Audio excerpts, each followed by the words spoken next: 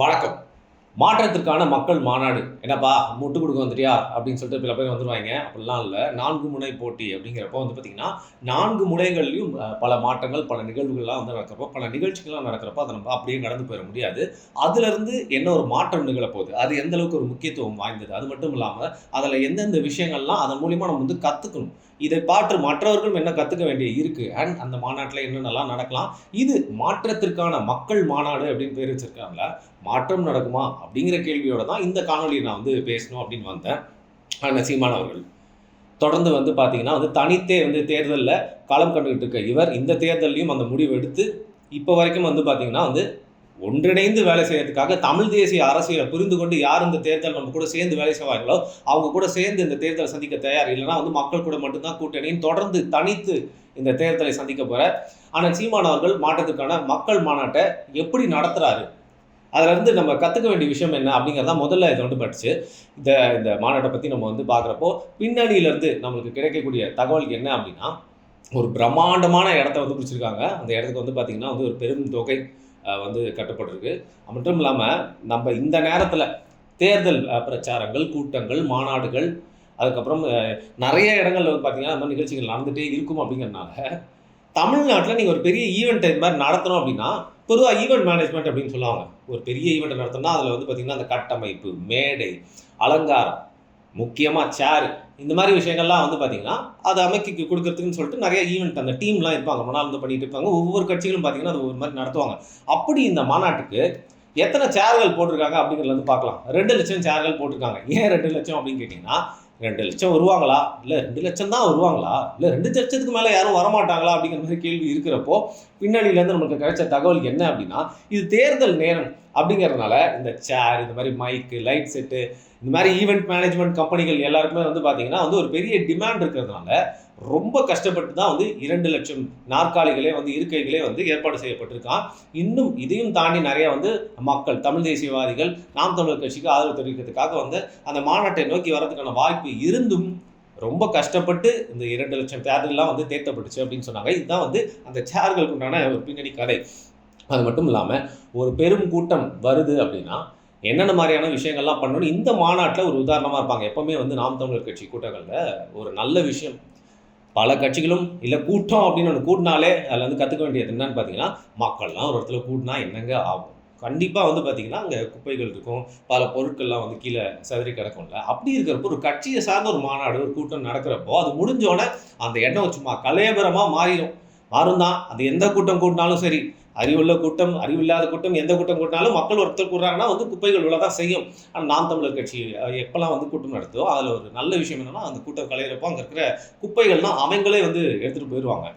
இதில் அந்த மாதிரி குப்பைகள் அந்த இடத்துல வராமல் இருக்கணும் அப்படிங்கிறதுக்காகவே வந்து பார்த்தீங்கன்னா நிறைய விஷயம் வந்து பண்ணியிருக்காங்க. குறிப்பாக வந்து வாட்டர் பாட்டில், இது வந்து இன்றியமையாதவை. ஏதாவது ஒரு கூட்டம் நடக்குதுன்னா அங்கே டக்குன்னு ஒரு டெம்பரரி வாட்டர் பாட்டில் கிடையே வந்து போட்டுருவாங்க. அப்படி இருக்கப்போ நெகிழி அங்கே வந்து நிறைய கீழே போட்டு போயிடுவாங்க. ஏன்னா நெகிழி அப்படிங்கிறத நிறைய பேர் கையோடு எடுத்துகிட்டு போகணும் அப்படின்னு நினைக்க மாட்டாங்க. அதோட பர்பஸ் முடிஞ்சிச்சு, வேலை முடிஞ்சிச்சுன்னா கீழே போட்டு போயிடுவாங்களா. அதனால அதை தவிர்க்கும் வண்ணமாகவே வெயில் காலம் ஆரம்பிச்சிருச்சு. என்னதான் மாலை நேரமாக இருந்தாலும் கொஞ்சம் வெப்பம் அதிகமாக தான் இருக்கும். அப்புறம் புழுக்கம் இருக்கும், வெப்பம் வந்து தாகம் எடுத்துகிட்டே இருக்கும் வேர்வைனால அப்படின்னு சொல்லிட்டு வந்து பார்த்தீங்கன்னா, எப்படியாவது இந்த பிளாஸ்டிக் பாட்டிலை தவிர்த்துணுன்னு எல்லாருக்குமே அந்த ஸ்டீல் பாட்டில் மாதிரி இருக்கும்ல, அந்த மாதிரி பாட்டில்களை தண்ணீர் நிரப்பி வந்து ஃபுல்லாக எல்லாருக்கும் பரவாயில்ல மாதிரி வச்சுருவாங்களாம். எல்லாருமே போய் வந்து குடிச்சிக்கலாம். இதை வந்து ஒரு முக்கியமான விஷயமா நான் வந்து பார்க்குறேன். அது மட்டும் இல்லாமல் கழிவறைகள் தேவையான அளவுக்கு வந்து பார்த்தீங்கன்னா, ஆண்கள் குறிப்பாக பெண்களுக்கு அதிகமான கழிவறைகள் வந்து அந்த மாநாடு ஒரு ரெக்டாங்கிள் ஷேப்பில் இருக்குது அப்படின்னா எல்லா இடங்கள்லையுமே கரெக்டாக, ஏன்னா ஒரே இடத்துக்கு எல்லாருமே போயிட்டே இருக்கக்கூடாதுன்னு எல்லாருக்குமே கிடைக்கிற மாதிரி வந்து நிரப்பி வச்சுருக்காங்க. அதுவும் ஒரு முக்கியமான விஷயம், ரொம்ப ஒரு சிறப்பான விஷயம். அதையும் தாண்டி மாநாட்டுக்கு வராங்கன்னு வச்சுக்கோங்களேன், பொதுவாக ஒரு ஊரில் மாநாடு நடக்குது, ஒரு கூட்டம் நடக்குதுன்னா அந்த ஊரே ஸ்தம்பிச்சு போயிடும். அப்படி ஸ்தம்பிச்சு போகிறப்போ அந்த மாநாட்டுக்குள்ளே வந்துட்டு போகிறதும் ஒரு பெரிய பிரச்சனையாகிடும். அதனால் 5 நுழைவாயில்களில் வந்து பார்த்திங்கன்னா அந்த மாநாட்டுக்குள்ளே வந்து போகிறதுக்காக அதுவும் ஒவ்வொரு ஊர்லேருந்து வராங்களா, ஒவ்வொரு ஊர்லேருந்து ஒரு ரூட்டில் அந்த இடத்துக்கு வராங்க அப்படிங்கிற பட்சத்தில் எந்த ஒரு உதாரணத்துக்கு கரூரே வச்சுக்கலாம். கரூர்லேருந்து வராங்க அப்படின்னு வச்சுக்கோங்களேன், இந்த மாநாட்டுக்கு அந்த பஸ்ஸில் வந்து இறங்கி அங்கே வந்து அவங்க உட்கார்றதுக்கு கரெக்டான ஒரு நுழைவாயிலை செலக்ட் பண்ணி இந்த அளவுக்கு வந்து பிளான் பண்ணி வந்து பண்ணியிருக்காங்க. அதையும் தாண்டி இன்னும் பல விஷயங்களை வந்து சொல்லியே போகலாம். இதில் கேரவான்கள், இந்த மாநாட்டில் வந்து கேரவான்கள் ஆட் பண்ணியிருக்காங்க. என்ன வேணால் வந்து பார்த்திங்கன்னா ஒரு அசௌகரியம் ஏற்படலாம், தெரிந்தோ தெரியாமலோ வந்து பார்த்திங்கன்னா பெண்களுக்கு வந்து கொஞ்ச நேரத்தில் வந்து ஓய்வு எடுக்கிறதுக்கான ஒரு நோக்கம் இருக்கலாம். அது வந்து பார்த்திங்கன்னா ரொம்ப சங்கடமான சூழ்நிலையில் அப்படி ஒரு எங்கடா போயிட்டு சாயறதுன்ற மாதிரி ஒரு விஷயம் வந்துடக்கூடாது, நடந்துடக்கூடாது அப்படிங்கிறனால கேரவேனில் வந்து பார்த்திங்கன்னா இந்த மாநாட்டில் வந்து இன்க்ளூட் பண்ணியிருக்காங்க. அதையும் தாண்டி இது வந்து எல்லா மாநாட்டிலையும் எல்லா கூட்டங்களும் சேர்றப்போ வந்து அரசாங்கமே சொல்லக்கூடிய ஒரு விஷயம் என்ன அப்படின்னு பார்த்தீங்கன்னா ஆம்புலன்ஸ். ஸோ வழக்கமாக வந்து ஒரு 5 ஆம்புலன்ஸ் நிற்கும் இந்த மாதிரி ஒரு மாநாடுகளுக்கு அப்படின்னா வந்து பார்த்தீங்கன்னா இல்லை 10க்கும் மேற்பட்ட ஆம்புலன்ஸை வந்து பரவி எல்லா சைடுமே வந்து நிற்க வச்சிருக்காங்க. தயார் நிலையில் எப்பவுமே இருக்கும். மக்கள் கூடுறாங்க அப்படிங்கிறப்போ ஒரு அசம்பாதம் நிகழ்ந்துச்சுன்னா எப்பவுமே எமர்ஜென்சினா அதுக்கு பிளான் பி வச்சிருக்கணும் அப்படின்னு சொல்லிட்டு இந்த மாதிரி வந்து எல்லா சைடுமே வந்து பார்த்தீங்கன்னா ஆம்புலன்ஸ்ல வந்து நிரப்பி வச்சிருக்காங்க. இன்னொரு குறிப்பான விஷயம், நிறைய பேர் வந்து பார்த்தீங்கன்னா முன்னாடியே வந்துடுவாங்க. சில மாநாடுகள்லாம் முன்னாடியே வந்துட்டாங்க அப்படிங்கிறதுக்காக அங்கேயே பாய் போட்டு படுத்துட்டு அங்கேயே தூங்கிச்சு அடுத்த நாள் ஃபுல்லாக அந்த மாநாட்டுக்காக வெயிட் பண்ணி, ஆனால் அந்த தலைவர் வந்து மாநாடு முடியிறப்போ கொஞ்ச நேரம் வந்து நடந்துட்டு போயிடுவாரு, அதுக்கப்புறம் எல்லாருமே போயிடுவாங்கல்ல. ஆனால் இங்கே அப்படிலாம் வந்து பார்த்தீங்கன்னா மாநாட்டுக்கு நிறைய பேர் வராங்க அப்படிங்கிற பட்சத்தில் அவங்க எல்லாருமே வந்து கொஞ்சம் முன்னாடியே வந்துட்டா தங்கறதுக்கு இல்லை கொஞ்சம் அந்த மாநாடு முடிஞ்சோட உடனே அவங்களுக்கு பஸ் கிடைக்கல போகிறதுக்கான வழி இல்லை அப்படின்னா வந்து பார்த்தீங்கன்னா தங்கறதுக்கு பல இடங்களில் வெவ்வேறு ஊர்கள்லேருந்து வரக்கூடியவங்களுக்கு ஆண்கள் பெண்களுக்கு தங்கறதுக்கு சௌரியமான மண்டபங்களை வந்து ஏற்பாடு பண்ணியிருக்காங்க. அஃப்கோர்ஸ் ஒரு தீயணைப்பு இந்த ஃபயர் இன்ஜின்ஸ் வந்து பார்த்தீங்கன்னா எக்ஸ்ட்ராவாக வந்து பார்த்தீங்கன்னா ரிக்வெஸ்ட் பண்ணி அங்கே வந்து பார்த்தீங்கன்னா எல்லா சைடுமே பாதுகாப்பாக வந்து நிற்க வச்சுருக்காங்க. இப்போ நம்மளுடைய இஸ்லாமிய சகோதரர்கள் அவங்களுக்கு வந்து நோன்பு காலம் வந்து ஆரம்பிச்சிருக்கு. நாம் தமிழர் அப்படிங்கிறதுனால எல்லாருமே ஒன்றா இருக்கோம். ஆனால் ஒவ்வொருத்தருக்கும் வந்து பார்த்திங்கன்னா நம்பிக்கை அப்படிங்கிற வெவ்வேறாக இருக்கும்ல. அப்படி இருக்கக்கூடிய வந்து இஸ்லாமிய சகோதரர்கள் இந்த நேரத்தில் நோன்பை திறக்கிறதுக்காக அந்த நேரத்தில் வந்து பார்த்திங்கன்னா அவங்களுக்கு தேவையான உதவிகள், அதுக்கப்புறம் அவங்க வந்து இஃப்தார் அது வந்து பார்த்திங்கன்னா நோன்பு திறக்கிறதுக்கு தேவையான உணவு, இந்த மாதிரி நோன்பு யாரெல்லாம் வந்து அங்கே திறக்கிறாங்களோ அவங்களுக்கு ஏற்ற மாதிரியான சில ஏற்பாடுகள்லாம் வந்து பண்ணியிருக்காங்க. இதையும் தாண்டி ஒரு முக்கியமான விஷயம், எப்பவுமே வந்து நாம் தமிழர் கட்சியோட கூட்டம் நடக்குது அப்படின்னா வந்து பார்த்தீங்கன்னா தலைவர்களோட படத்தை வந்து வச்சுருப்பாங்க. இப்போது நமக்கு ஒரு கட்சியில் வந்து பார்த்தீங்கன்னா இருக்கிறவங்க சில செயல்களை வந்து செய்கிறது நமக்கு பிடிக்காமல் இருக்கலாம். பட் அந்த கட்சி செய்கிற நல்ல விஷயத்தை எப்பவுமே நம்ம வந்து பாராட்டி தான் பேசணும். அதுக்கு அந்த கட்சியிலேருந்து நிறைய பேர் நம்மளை வந்து செல்லம் கொஞ்சறாங்களோ இல்லை வந்து சூழ்ச்சி செஞ்சு நம்மளை வந்து பார்த்திங்கன்னா திட்டுறாங்களோ அதெல்லாம் வந்து கண்டுக்கவே கூடாது. அந்த கட்சி எதை பிரதிபலிக்குது அப்படிங்கிற ஒரு நல்ல விஷயத்தை பார்த்துட்டு நான் சொல்லணும். 540 கொள்கை தலைவர்கள், 5 கொள்கை தலைவர்கள் சில பேர் வச்சுருப்பாங்க. அதை பற்றி வந்து எங்கள் தலைவர் தான் வரணும், சரி உங்கள் தலைவர் பின்னாடி இருக்க கொள்கை தலைவர்லாம் யாருன்னா அது எல்லாமே எங்கள் தலைவர் தான் அப்படின்னு சொல்லிட்டு ஓடி போகிற இந்த சூழ்நிலையில் 540 கொள்கை தலைவர்கள். ஏன்னா ஒருத்தர் 2 பேராக நம்மளோட தமிழுக்காக, தமிழருக்காக, தொண்டாட்டிற்காக, தமிழ்நாட்டுக்காக, அதனால் எல்லாருக்குமே முக்கியத்துவம் உண்டு. பல சமூகங்களை சேர்ந்தவர், பல பின்னணியை கொண்டவர், பல காரணங்களுக்காக வந்து பார்த்திங்கன்னா தமிழ் மக்களுக்காக போராடின 540 கொள்கை தலைவர்களோட படங்களை முழுக்க வந்து வச்சுருக்காங்க. ஸோ அந்த மாநாட்டுக்கு வரும்போது வந்து பார்த்திங்கன்னா அதெல்லாம் பார்த்தாலே வந்து தமிழ் தேசியம்னா என்ன, தமிழ் தேசியம் யாரை உயர்த்துகிறது, தமிழ் தேசியம் யாருடைய பங்கினை போற்றுகிறது அப்படிங்கிறத அந்த 540 தலைவர்கள் மூலியமாக நம்ம வந்து தெரிஞ்சுக்கலாம். அப்படி இருக்கிறப்போ இத்தனை பேர் வந்து நம்மளுக்கு ரொம்ப முக்கியம், இத்தனை பேர் ஒவ்வொரு வகையாக தமிழுக்காக, தமிழ் தேசியத்துக்காக ஏதோ ஒரு பங்காற்றி இருக்காங்க அப்படின்னா அவ்வளோ பாயிண்ட் ஆஃப் வியூவும் வந்து பார்த்திங்கன்னா அந்த படங்கள் மூலியமாக புரிஞ்சுக்க முடியும். அப்படி எல்லாருக்குமே மரியாதை செஞ்சது அப்படிங்கிறது ரொம்ப சிறப்பான விஷயம். அதையும் தாண்டி வேட்பாளர்களை வந்து அறிமுகப்படுத்த போகிறாங்க. ஒரு பேட்டியில் கேட்குறாங்க சீமான் அவர்களை, நான் காரைக்குடியில் தான் நிற்க போகிறீங்களான்னு அப்படின்னு. ஆல்மோஸ்ட் எல்லாருக்குமே வந்து தெரியும்னு நினைக்கிறேன். இருந்தாலும் அவர் வந்து நாளைக்கு மாநாட்டில் பார்த்துக்கலாம் அப்படின்னு சொல்லிட்டாரு. ஸோ கொஞ்சம் ஸ்பெஷலாக வந்து அறிவிப்பார் அப்படின்னு நினைக்கிறேன். அண்டு வேட்பாளர்கள் வந்து அறிமுகப்படுத்த போகிறாங்க. வேட்பாளர்களில் 117 பெண்கள், 117 ஆண்கள், 234 வேட்பாளர்கள் எல்லாருக்குமே வந்து பார்த்திங்கன்னா சம உரிமையாக வந்து நிற்க வைக்கப்படுறாங்க. இதில் எல்லா சமூகங்களையும் பல மொழிகள் பேசுகிறவங்களும் வந்து அடங்குவார்கள். அப்படி ஒரு பியூட்டி வந்து பார்த்திங்கன்னா இந்த வேட்பாளர்களை செலக்ட் பண்ணுறதுல வந்து இந்த வாட்டி நடந்திருக்கு அப்படின்னு சொல்லலாம். இல்லை குறிப்பாக சமீபத்தில் வந்து பார்த்தீங்கன்னா மாற்றுத்திறனாளிகளை நம்ம திமுக அரசாங்கம் எப்படி நடந்துச்சு அப்படிங்கிறத நீங்கள் வந்து பார்த்துருப்பீங்க.